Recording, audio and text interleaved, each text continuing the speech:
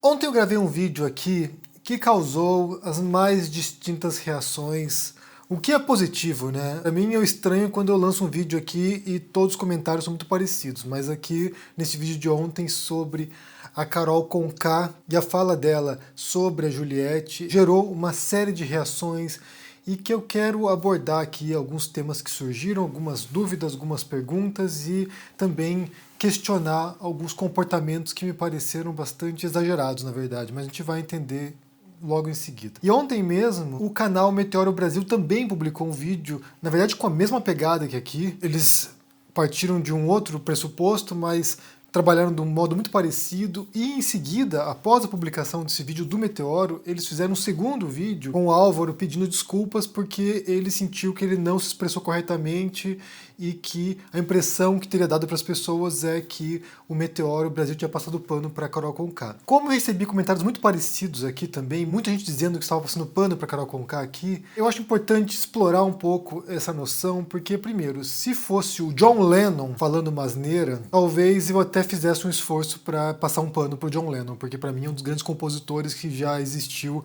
no século XX. Para Carol Conká, eu não vejo nenhuma razão para passar pano para ela, porque eu não sei o que ela compõe, eu não sei quais são as músicas dela, eu não acompanho a carreira dela, não sou fã da Carol Conká, então não teria nenhum motivo para passar pano para ela como artista. E em termos regionais, né, por ser curitibana também não. Isso também é outra coisa que as pessoas desconhecem, né? Se tem uma coisa que o curitibano faz com maestria é desprezar o artista de sua própria terra. Eles podem admirar artistas paulistas, eles podem admirar artistas do Nordeste, eles podem admirar artistas cariocas ou do Rio Grande do Sul, mas eles têm um talento enorme para desprezar os seus próprios artistas. Então, um curitibano raramente vai passar pano para outro curitibano, a não ser em situações extraordinárias. Então, nesse sentido, eu não teria menor motivo para passar pano para Carol Conká. A segunda coisa é que o que eu percebo é que há uma confusão enorme entre você explicar a origem de alguma coisa, a origem de um preconceito, por exemplo, com a justificação desse preconceito. Então, se você vem aqui e explica a origem do racismo e o modo como o racismo foi utilizado para justificar a escravidão nas Américas ou pelo mundo, a explicação da origem do racismo não é uma legitimação, não é passar pano para o racismo. É você buscar as raízes, porque tudo tem uma origem, gente. Tudo tem uma origem. Todos os preconceitos, todas as formas de discriminação, o patriarcado, o machismo, a homofobia, o racismo, a xenofobia, tudo isso tem uma origem. Então, fazer esse esforço de compreensão, que é o que a gente tenta fazer aqui em todos os vídeos praticamente, fazer esse esforço de compreensão da origem das coisas e como isso nos traz até o dia de hoje, isso não é aceitar isso como algo dado e que, bem, então se é assim, tudo bem. Não, não é isso. Compreender a origem também é compreender as bases, a estrutura, como a gente fala muito aqui, né? Machismo estrutural, racismo estrutural, homofobia estrutural. Compreender essas bases, essas estruturas que sustentam esses preconceitos, que é um círculo vicioso, como a gente já falou várias vezes aqui, né? Você tem uma estrutura machista, uma estrutura patriarcal, e isso cria indivíduos no interior dessa estrutura patriarcal que são machistas e que reforça a estrutura patriarcal. Então você tem aqui uma forma de opressão que ela é perpetuada historicamente através dos indivíduos, através das instituições, através da mentalidade coletiva. As pessoas, nós, todos nós, somos, de um modo ou de outro, produtos de nossa cultura, de nosso tempo, de nossa sociedade, do país no qual a gente viveu. Nós somos produtos dessa cultura. Então todos nós, de um modo ou de outro, conscientemente ou inconscientemente, reproduzimos uma série de elementos culturais e sociais que a gente nem sequer imagina que a gente está reproduzindo.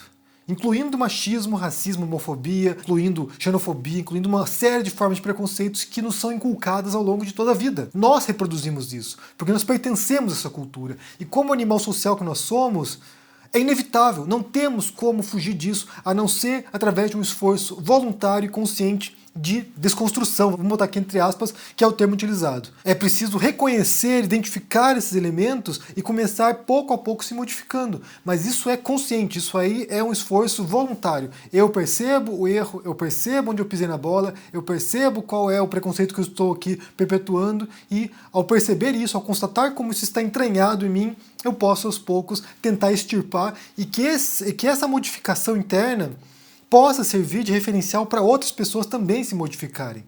É assim que as transformações sociais se dão. É alguém reconhecendo o problema, diagnosticando qual é o problema, diagnosticando qual é o preconceito, a discriminação, a opressão, a forma de opressão, entendendo como ela funciona e, aos poucos, mudando. É assim que a gente viu, por exemplo, a história da emancipação das mulheres. Foram mulheres, no século XIX, começo do século XX, compreendendo as formas de opressão das mulheres e como enfrentar, quais as maneiras mais eficazes que elas poderiam encontrar para tentar reduzir esse tipo de opressão até um ponto que eventualmente chegaria a algum tipo de igualdade entre homens e mulheres. É olhando a realidade e identificando os problemas. E assim também foi com a escravidão, assim também é com o racismo, assim também é com a homofobia e vários outros preconceitos. É entendendo como funciona e compreendendo as táticas de confronto a isso. No vídeo do meteoro, por exemplo, eles retraçam a um mecanismo muito mais recente, né? Eles falam ali do governo Jaime Lerner, eles mostram alguns vídeos da publicidade de Curitiba que de fato reforça isso. Não apenas publicidade, mas a educação, a formação educacional escolar curitibana reforça isso.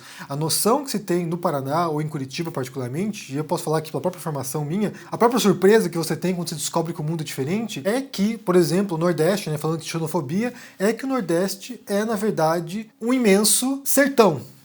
É a Caatinga. É, por exemplo, um retrato apresentado no livro do Graciliano Ramos, Vidas Secas. Ou é como Bacurau.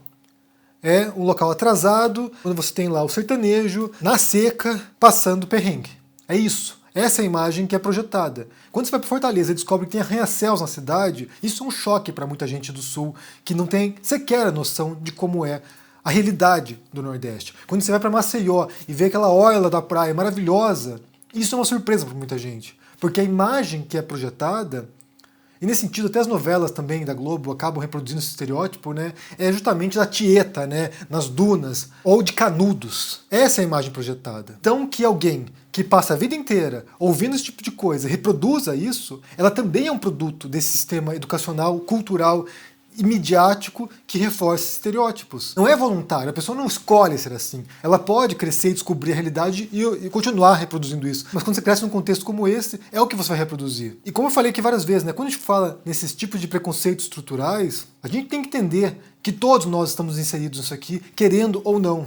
E quando alguém vai e fala assim, eu sou um machista em desconstrução, eu sou um homofóbico em desconstrução, eu sou um racista em desconstrução, isso quer dizer, essa fala da pessoa quer dizer justamente isso, que ela sabe que ela cresceu num mundo que é altamente preconceituoso, com preconceitos que são culturais, e eles são culturais, inclusive na sociologia, a xenofobia é chamada de preconceito cultural, porque tem a ver com isso aí, né? Uma oposição de culturas, como se fosse uma cultura elevada e outra inferior. Isso acontece, a gente vai entrar um pouquinho mais sobre isso também. É alguém que reconhece que nasceu e cresceu numa sociedade altamente preconceituosa, com os mais distintos tipos de preconceitos, e que ela está tentando mudar e que fatalmente ela vai deslizar, ela vai cometer erros, porque ela ainda está sob influência dessa cultura. Como eu falei aqui, do preconceito cultural, né, dessa oposição entre diferentes culturas, isso é muito comum também, na verdade. A gente pode pensar, por exemplo, a relação do Brasil com os Estados Unidos, né, de achar que os Estados Unidos é melhor do que o Brasil, ou a Europa é melhor que o Brasil, ou achar que o Brasil é melhor do que a Bolívia, ou que o Brasil é melhor que a Argentina. Isso é um tipo de preconceito cultural que os brasileiros reproduzem. Eu vi muito isso ontem, na verdade, nos comentários aqui. A crítica que eu fiz a mentalidade curitibana, que foi que eu fiz ontem, né? A crítica que eu fiz aqui sobre os comportamentos curitibanos abriu os compostos para que muita gente viesse aqui destilar preconceito cultural também. Se você observar os comentários aqui, muita gente achou que para combater a expressão de xenofobia da Carol Conká, ou seja, uma curitibana demonstrando xenofobia, que essas pessoas se sentiam legitimadas de demonstrar xenofobia em relação aos curitibanos. Então, isso para mim é uma evidência de que a gente, todos nós aqui, externamos preconceitos sem nem sequer nos dar conta de que estamos fazendo isso. E daí quando você tem esse tipo de cultura do cancelamento, né, e agora com a Carol Conká, que se tornou meio que uma vilã no Big Brother, quando isso acontece, tem justamente a ver com essa noção de que, olha só, o outro errou, eu vou apontar o dedo porque eu não erro, porque eu não faço isso. Eu jamais expresso nada que seja racista, homofóbico, xenófobo. Eu jamais faço isso. Mas aquela pessoa ali, olha só o que ela falou. Olha só como ela está expondo os preconceitos dela. Sendo que, na verdade, se você fosse analisar individualmente cada uma das pessoas que aponta o dedo para o outro, você encontraria inúmeras instâncias, inúmeros casos de falas que são altamente problemáticas. E aqui vem a primeira grande constatação de todas, né? Que nós não somos perfeitos, mesmo quando a gente tenta se aprimorar, né? Mesmo quando a gente tenta melhorar, ninguém é perfeito. Todo mundo comete erro, todo mundo comete deslize, convivam com isso. É fatal isso, não tem jeito. E quem está se expressando publicamente, é claro que vira alvo, né? Vira vidraça para as pedradas dos outros que acham que eles não cometem nenhum tipo de erro. Que eles não fazem isso. E é por isso que essa cultura do cancelamento é tão tóxica, porque não tem fim, é sempre o próximo alvo. Você destrói uma vidraça, qual é a próxima? Com as pedras na mão aqui, né, chacoalhando as pedras, onde está a próxima vidraça? Ainda mais uma coisa sobre esse preconceito cultural, né, que está entranhada na gente, na nossa cultura, naquilo que a gente faz. O Gessé Souza, ele fala disso no livro dele, Elite do Atraso, que eu já falei várias vezes, já mencionei várias vezes para vocês aqui. Inclusive, recomendo que vocês façam o curso dele de Sociologia lá no ICL, ele tem aula de Sociologia, no qual ele explica muitos conceitos também no livro dele, da Elite do Atraso. Ele fala, né, que quando acaba a escravidão no Brasil, muitos teóricos brasileiros eles começam a fazer uma mudança. Ou seja, em vez de praticar um tipo de racismo escancarado, ou seja, de que a minha etnia é superior à sua, o que eles fazem é aquilo que se chama de culturalismo racista. Ou seja, a minha cultura é superior à sua. Então, como isso se dá? Por exemplo, em vez de você menosprezar alguém por ser negro, ou por ser indígena, ou por ser de alguma outra etnia, você menospreza a cultura dessas pessoas. Você menospreza ou você diminui a religião delas, você diminui as práticas culturais, as danças, as músicas, as expressões artísticas, você despreza aquilo que elas produzem como cultura. E no final das contas, o que você está fazendo, de maneira derivada ou até essencial, é menosprezar a própria existência das pessoas. Então, por exemplo, o que você vê, fiz um vídeo sobre isso inclusive, quando você tem o Olavo de Carvalho dizendo que os povos africanos não têm cultura, ou que tem uma subcultura, ou que não produziram civilização, isso aí é uma espécie de culturalismo racista. É de você nivelar todo um continente e dizer que eles não têm civilização, que eles são sub-humanos, que eles são subgente. E isso se dá com a xenofobia também. Quando você menospreza alguém que é um estrangeiro, você está, de certo modo, usando um pretexto da cultura para diminuir o indivíduo e muitas vezes é racista também. O modo como a xenofobia se dá na Europa, por exemplo, é basicamente um culturalismo racista também. Até me perguntaram também ontem, né, se, quando eu falei sobre curitibano que queria ser europeu, alguém me perguntou se a Europa é realmente europeia, né? É claro que a pergunta significa, no fundo, se a Europa é toda essa Brastemp, se realmente é tudo isso que falam, né? E essa é uma pergunta complicada de responder, porque a Europa é um continente, assim como a América é um continente, ou como a África é um continente. Então você tem os mais distintos contextos aqui, as mais diferentes realidades. É claro que você não pode comparar, por exemplo, Monte Carlo, né, que é um parque de diversões dos milionários e bilionários, você não pode comparar Mônaco com Albânia, que é o país mais pobre da Europa. São 50 países na Europa. E você tem todo tipo de realidade diferente. Tem países bastante ricos, como a Suíça, por exemplo, que também tem seus problemas, e você tem países mais pobres. Então, a Europa é bastante diversificada. Você tem realidades muito mais próximas daquela imaginação que a gente tem do que seria um país desenvolvido, e tem países que são bem mais problemáticos. E mesmo no interior de um único país, como a Itália, por exemplo, ou como a Espanha aqui, ou como Portugal, ou como a Alemanha, você também tem diferenças regionais. Você tem áreas mais pobres, áreas mais ricas, você tem periferia, tem moradores de rua, você tem refugiados, imigrantes, ou seja, não é homogêneo tudo, não é uma realidade de cor-de-rosa. Por exemplo, na Itália você tem o norte industrializado, que é bem mais rico, e o sul, que é mais pobre. E são regiões diferentes. Quando você viaja para o sul, você nota que a infraestrutura da região é diferente. As estradas são piores, o sistema de transporte urbano é pior, ou seja, condições piores do que no norte. Então, para responder essa pergunta, há muitas Europas. Há uma Europa extremamente desenvolvida e há uma Europa atrasada. E só lembrando também que os próprios imigrantes europeus que foram para o Brasil, eles partiram de países arrasados por guerra, por fome, países miseráveis na época, no século XIX, e deixaram seus países com a mão na frente e outra atrás. Eles foram para o Brasil, para a Argentina, para os Estados Unidos, para a América como um todo, eles foram buscando a sobrevivência. Eles estavam desesperados, eles deixaram suas pátrias porque realmente estavam morrendo de fome. Na Itália, por exemplo, a mortalidade infantil era altíssima, as crianças morriam de fome. Então eles foram para o Brasil para salvar a própria pele, no final das contas, né? É claro que por trás disso havia um programa eugenista de trazer brancos para o Brasil e assim branquear a população. Fizeram isso também com os aborígenes, ou tentaram fazer, né, com os aborígenes na Austrália, de branquear a população. Então havia de fato um projeto racista por trás da imigração europeia no Brasil, mas para os imigrantes mesmo era uma questão de vida ou morte. Eles deixavam a sua terra ou morriam de fome lá em alguns casos. Para depois, né, para algumas gerações depois, você ter, sabe, esses descendentes arrotando caviar, sendo que os antepassados estavam passando perrengue mesmo. Então, para concluir esse vídeo aqui, explicar uma situação, explicar uma condição, explicar a origem de um tipo de preconceito não é justificar o preconceito. Não é. 2, apontar o dedo para o outro é fácil, mas ninguém é perfeito, todo mundo erra. E todos nós estamos inseridos numa sociedade que é altamente preconceituosa, com os mais diferentes preconceitos, e todos nós, vez ou outra, vamos reproduzir preconceitos de maneira inconsciente. Então, se você acha que você é puro de preconceitos, livre de preconceitos, vai ser na hora de fazer um pouco de exercício de reflexão aí, de autoanálise, porque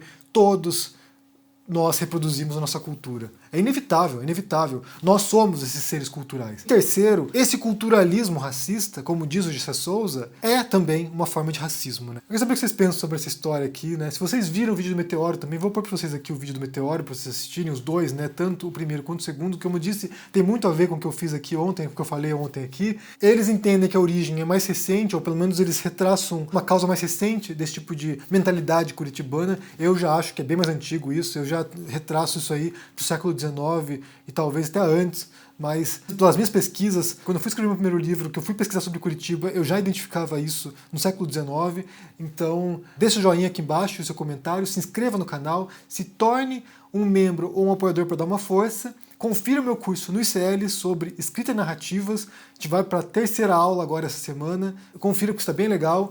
E também confira os meus livros sobre Jesus histórico, romance sobre Jesus e também sobre o Bolsonaro, relatando 1 ano e meio do governo Bolsonaro e os absurdos que essa pessoa diz. Então um abração para vocês, se cuidem por aí e até mais. Tchau!